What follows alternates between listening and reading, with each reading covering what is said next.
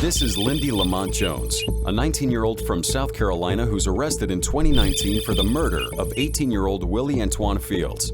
Fields, a local Chick-fil-A employee, had been reported missing by his parents after failing to return home.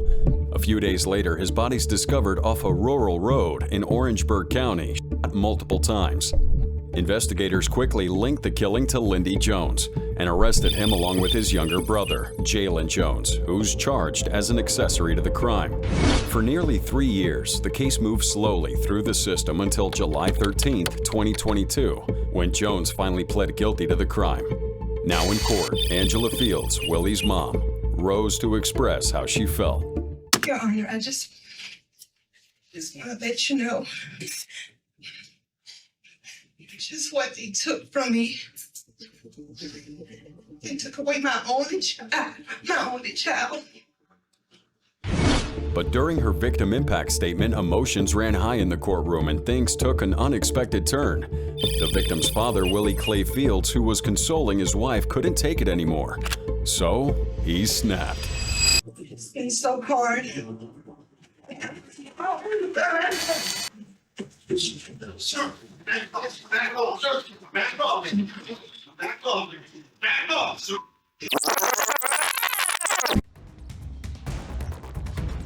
The grieving dad charged and punched Jones in the face before deputies could stop him. Utter chaos. Back off, sir. Eventually, court officers rushed in and the courtroom was cleared, and Mr. Fields was arrested on the spot and charged with third-degree assault and contempt of court. Back off, sir. Back off. Back off. Back off, sir.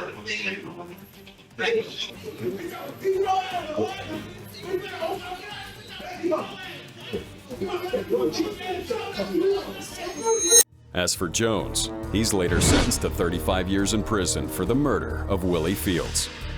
Now, while Lindy Jones received several fistfuls of justice, what happens when the convict gets attacked before the trial even begins? This is Quinn Bose, a 23-year-old from Gibson County, Indiana, who's arrested in 2018 for the death of his own 3-month-old son. Parker Bose had been left with Quinn when he suddenly became unresponsive. 3 days later, Parker died, and the autopsy revealed that he died from abusive head trauma caused by blunt force. Quinn Bose is charged with aggravated battery and eventually pled guilty to a lesser charge of domestic battery, resulting in the death of a minor. As Bose is leaving the courtroom, things take a violent turn. He's suddenly attacked by his brother and the victim's uncle, Jeremiah Matt Hartley.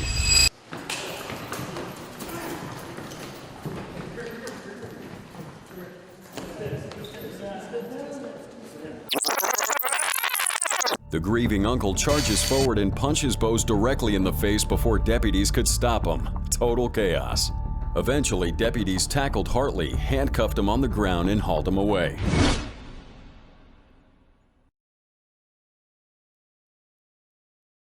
He was then sentenced to 179 days for contempt. Bose was eventually given 25 years in prison for the death of baby Parker. Now, Bose was attacked by one uncle seeking justice. But what can drive someone to lunge at a mass murderer in open court? This is Payton Gendron, an 18-year-old who carried out one of the deadliest racially motivated mass shootings in recent U.S. history. On May 14, 2022, Gendron drove nearly 200 miles to a grocery store in Buffalo, New York, and opened fire with a semi-automatic rifle, killing 10 black victims and injuring 3 others. He was arrested on the scene and charged with first-degree murder, domestic terrorism, and federal hate crimes.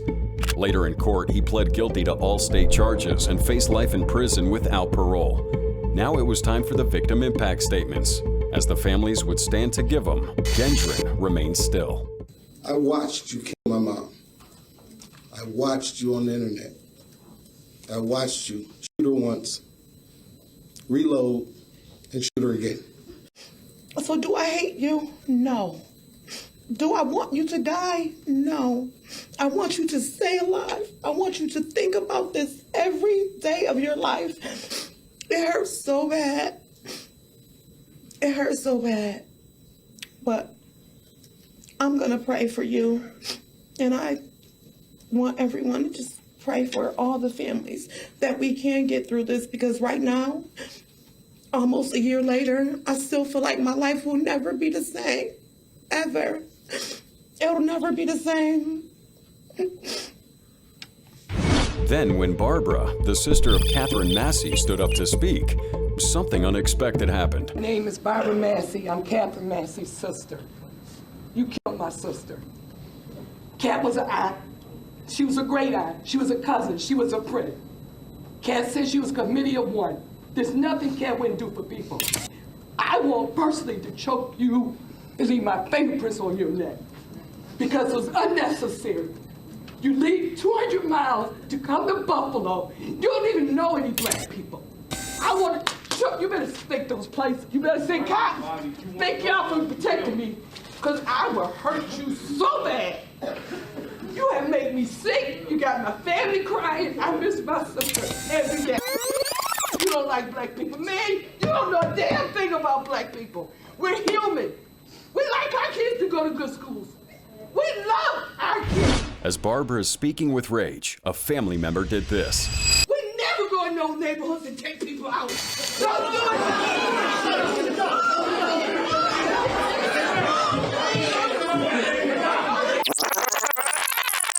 Without warning, this man lunges across the courtroom at Gendron, but officers swiftly rushed to hold him back as the courtroom exploded into panic, and Gendron was quickly shielded and removed. In the end, Gendron was sentenced to life in prison without parole. It is the judgment of this court for your conviction under the first count of the indictment, a domestic act of terrorism motivated by hate in the first degree, an A1 felony, that you be sentenced to life imprisonment without parole. Payton Gendron may have escaped a family member's attack in court, but how does that one compare to this father, who asked for a minute alone with the convict? This is Larry Nassar, a 54-year-old former USA Gymnastics team doctor who is accused of sexually abusing hundreds of young athletes in Michigan. For nearly 2 decades, Nassar served as the trusted physician for USA Gymnastics, treating elite gymnasts, including Olympic champions. But behind closed doors, he manipulated and assaulted over 265 young women and girls, some as young as 9 years old. The disgraced doctor was arrested and charged with multiple federal counts of child pornography possession and numerous state charges of first-degree criminal sexual conduct. Nassar was eventually found guilty and faced sentencing in January 2018. Over 150 victims gave powerful testimonies about how he destroyed their lives. Two-time Olympic champion Ali Raisman had this to say. I cannot adequately capture the level of disgust I feel when I think about how this happened. Larry, you abused the power and trust I and so many others placed in you, and I am not sure I will ever come to terms with how horribly you manipulated and violated me. You were the USA Gymnastics national team doctor. You were trusted by so many and took advantage of countless athletes and their families. After I made the Olympic team, I suffered a stress fracture in my right shin. It was extremely painful to tumble and land using my legs, but I fought through the pain because it was the Olympics, and I knew it would be probably my only shot. Our bodies were all hanging by a thread when we were in London. Who was the doctor that USAG sent to keep us healthy and help us get through? The doctor that was our abuser. The doctor that is a child molester. As the victim impact statements continued, emotions reached a breaking point with things not going as expected. The father of 3 victims, Randall Margraves, asked the judge a very surprising request. I would ask you to, as part of this sentencing, to grant me 5 minutes in a locked room with this demon. I have a feeling. Would you do that? When the judge denied his request, Margraves again asked for just 1 minute. That is not how Yes our... or no? No, sir, I can't Would you give me that. 1 minute? Again, the judge explained that wasn't how the legal system worked. And that was when the unexpected happened. Well, that,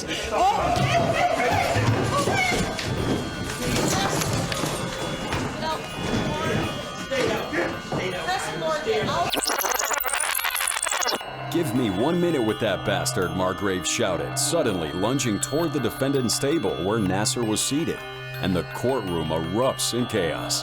Court officers immediately rushed in to restrain Margraves, and he was quickly arrested and taken away by court officers. Later in a statement, Margraves had this to say. I was blinded to the fancy degrees hanging on an office wall, and I delivered, unintentionally, my 3 daughters to a demon who had his own twisted and sick agenda for his own demented desires. Now I have to live with the fact that I failed to protect my daughters.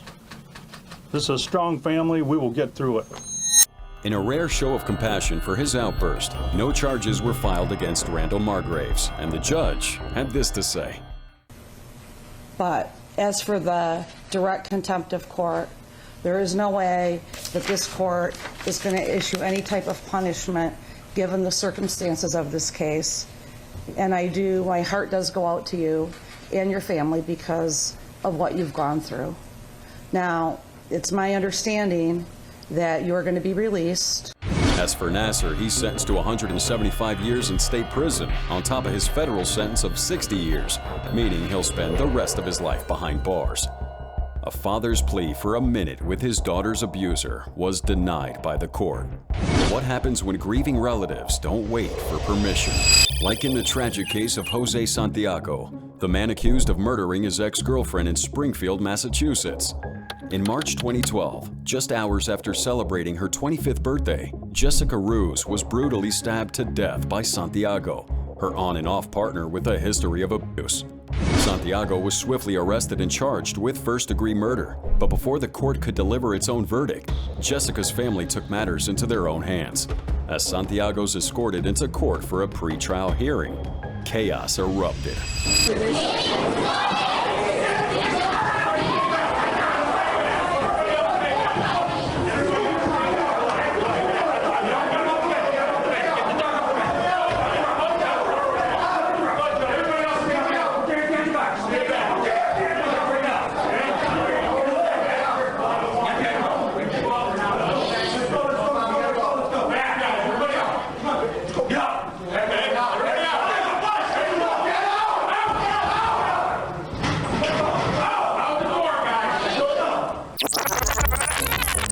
Two men from the gallery suddenly lunged at him. Court officers responded instantly, tackling the assailants to the ground. Santiago's rushed back to his holding cell, and the courtroom was cleared.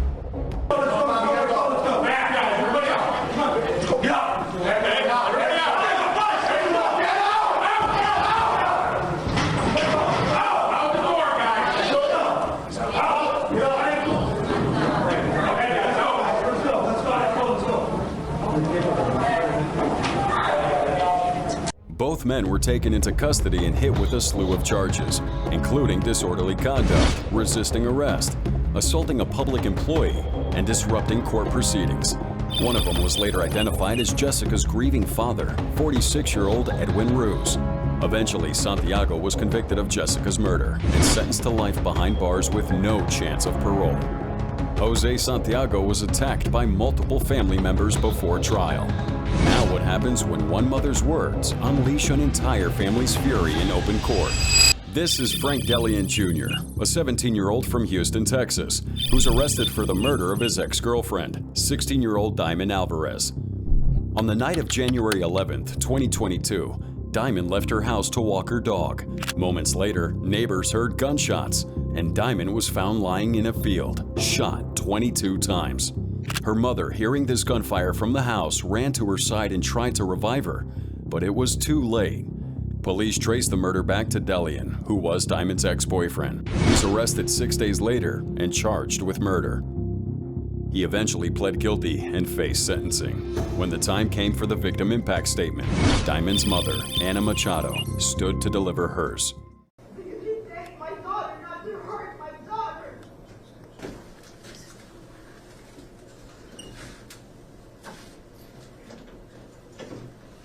By the time she finished, the unexpected happened.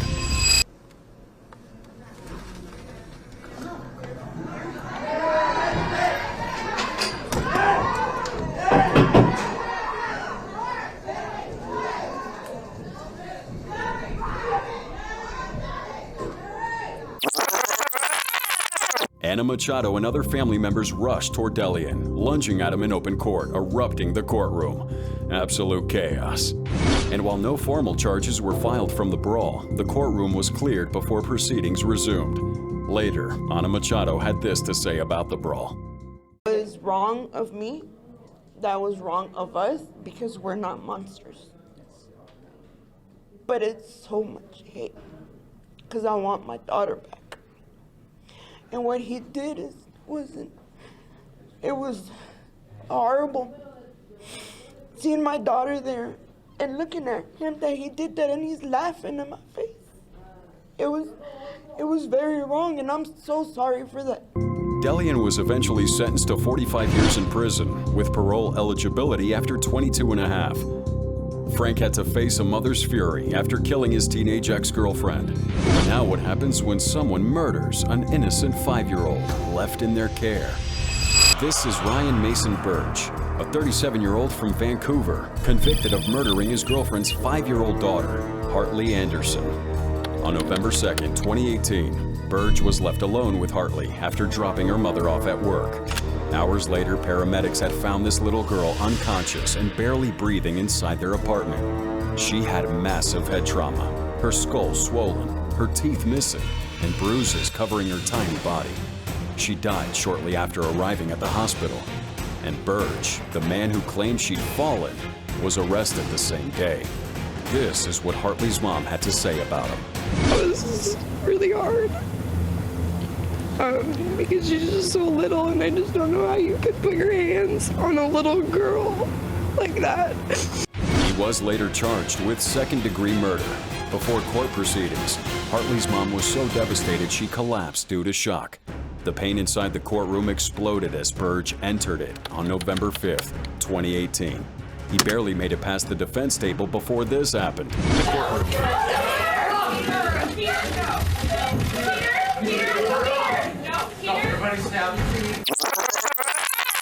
Hartley's father, Peter Anderson, leapt over the divider and charged at him, sending the courtroom again into utter chaos.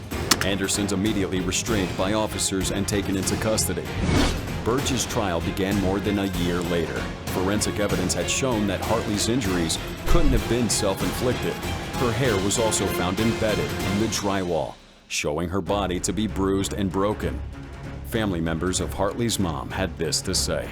Justice, it's absolutely disgusting that he did such a thing to my niece and took her from all of us. She was so full of life. I mean, I'll never get to see her graduate from high school or be married or anything. He took that from us. He took the joy we had with her away. In February 2020, a jury found Burge guilty of second-degree murder, and he was given 40 years in prison, with the judge citing deliberate cruelty and betrayal of trust. Burge faced a single father's wrath for killing 5-year-old Hartley. But how does this compare to an entire family deciding to deliver justice together? Like in the case of Victor Rivas, a 17-year-old facing murder charges in San Antonio, Texas.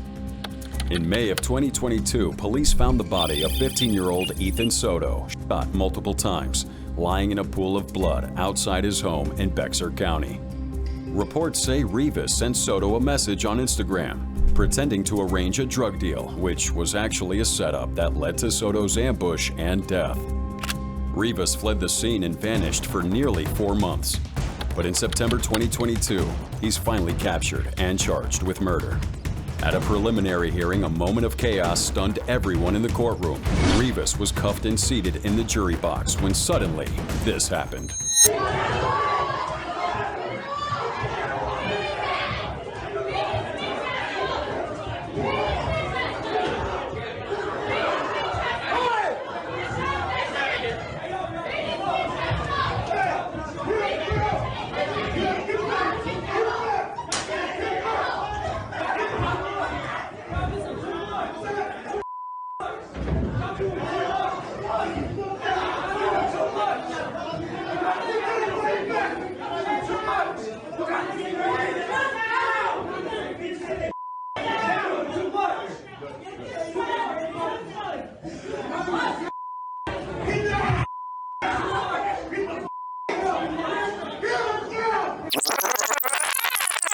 4 relatives leapt over the courtroom barrier and launched into him, delivering several blows to Rivas' face and disrupting the whole courtroom. Eventually, the courtroom was shut down and cleared. 4 individuals, including 2 adults and 2 teens, would be arrested and charged with assault and disrupting court proceedings. As for Rivas, he's eventually given 40 years in prison, plus 10 additional years for evading arrest. Victor Rivas faced the fury of 4 grieving relatives. But what happens when the son of a victim seeks justice? Like in the case of Vashon Flowers, a 46-year-old man facing murder charges in Muskegon Heights, Michigan. Flowers is convicted of murdering his longtime partner, Jamie Thomas Flowers. On May 18, 2019, Vashon gets into an argument with Jamie over something as small as a pack of cigarettes. Jamie called the police, but by the time help could arrive, it was already too late.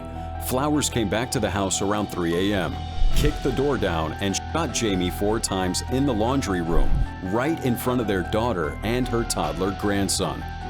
Flowers initially fled the scene, but later turned himself in and was charged with first-degree murder. At the trial, his stepdaughter, Paris Jones, takes the stand, and here's what she had to say. He was irritable and said that he was a grown man. If he wanted to buy cigarettes, he would buy cigarettes. And he got down on the ground and started choking my mother. Actually, I heard, "You don't have to do this, Vashon. Please don't do this. You don't have to do this." And then I heard gunshots. Do you recall how many you heard? 4. I got up and I left out of the room. She was sitting straight up against the wall. Did you observe some blood?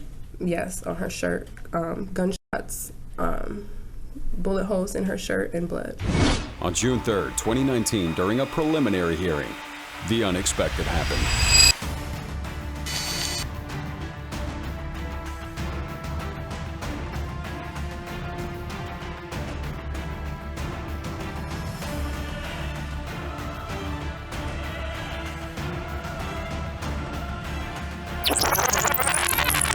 The victim's son lunges across the courtroom and tries to attack Vashon, sending the courtroom again into chaos. Officers rush in, and he's quickly restrained and handcuffed. Flowers was eventually sentenced to life behind bars, meaning he would be in prison for life without parole. Vashon found one attacker in the courtroom. But what happens when multiple family members pile on to a child's killer? Like in the case of Jason Stevens, a 23-year-old accused of taking the life of a child in Jacksonville, Florida, back in 1997. During a violent home invasion, Stevens abducted a 3-year-old toddler right from his parents' house. Days later, the child's body was discovered inside an abandoned stolen car. Stevens was quickly arrested, hit with multiple charges of armed robbery, kidnapping, and murder. At trial, emotions in the courtroom ran dangerously high. The child's family, overwhelmed by grief and rage, reached a breaking point.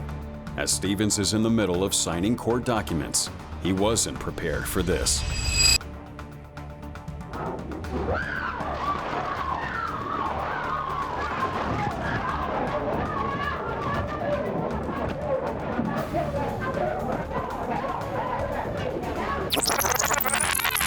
He's suddenly attacked from behind by the victim's father, throwing punches that sent the table crashing to the floor. One by one, more anguished family members rushed forward, piling onto the defendant.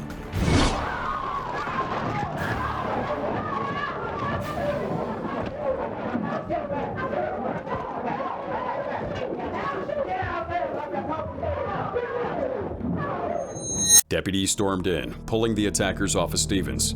He's eventually returned to his holding cell as the courtroom was evacuated. The 2 men were later charged with battery. But in the end, Jason Stevens was convicted of first-degree murder and sentenced to death by electric chair. Jason had faced an entire family's fury. But we have to ask, how does that compare to a father who decides that one precise strike is more powerful than a group attack? As seen in the harrowing case of Clifford Thomas and Jasmine Gordon, accused of the brutal abuse and death of a young child in Detroit, Michigan.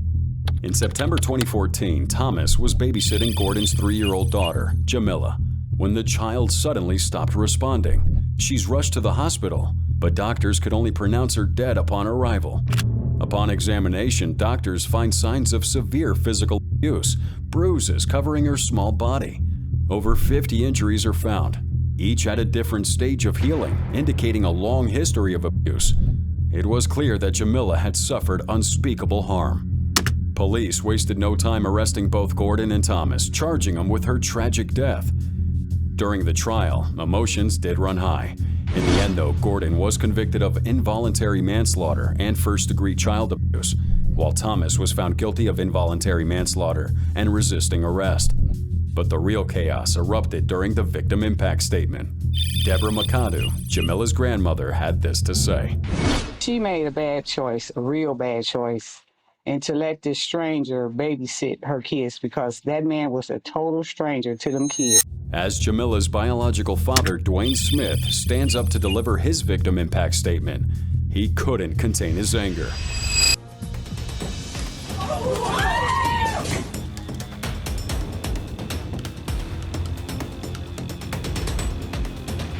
With one swift motion, Dwayne attacks Thomas from behind, landing a well-aimed punch. Thomas attempts to retaliate, but alert deputies intervened immediately, separating the two.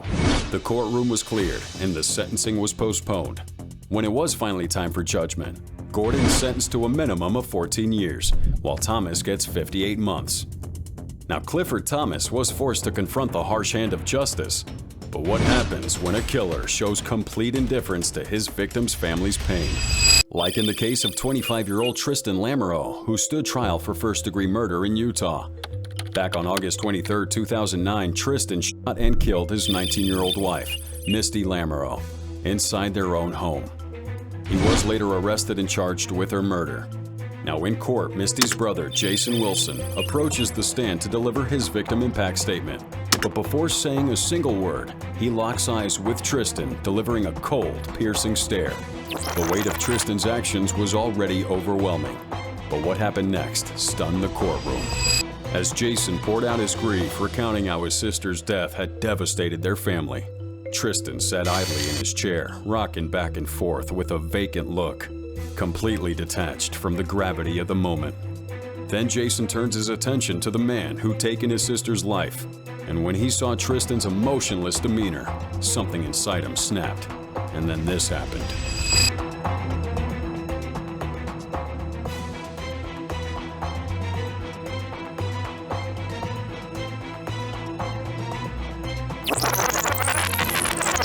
He charges toward the defense table, fist clenched, trying to confront the killer face to face.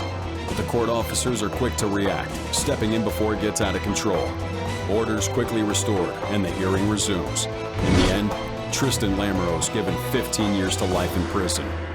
So Tristan faced a single brother's fury in the courtroom. But now what happens when siblings work together to confront their mother's murderer? Like in the case of Dale Williams, a man charged with murder after a chilling act of violence in June 2017. According to prosecutors, Dale deliberately ran his ex-girlfriend Elizabeth Stewart off the road, forcing her car to crash. As bystanders look on in horror, Dale steps out and shoots her multiple times, ending her life in broad daylight. Now in court, emotions are running dangerously high. Elizabeth's daughter prepares to give her victim impact statement, but her two brothers had a different plan entirely.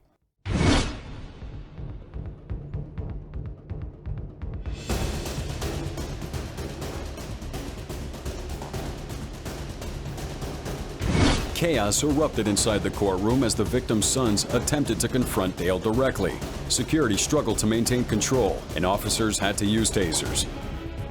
The hearing was postponed, but when the session finally resumed, Elizabeth's aunt took the stand, her voice trembling with rage and sorrow as she recalled the pain her family endured. When we saw him, his face,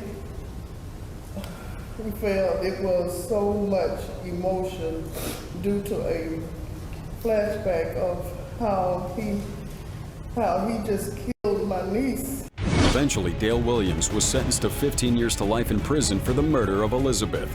The two brothers who lashed out had to also appear before the judge for their actions. As of now, Dale continues to serve out his sentence behind bars, but not without first facing the unfiltered grief of the family he shattered.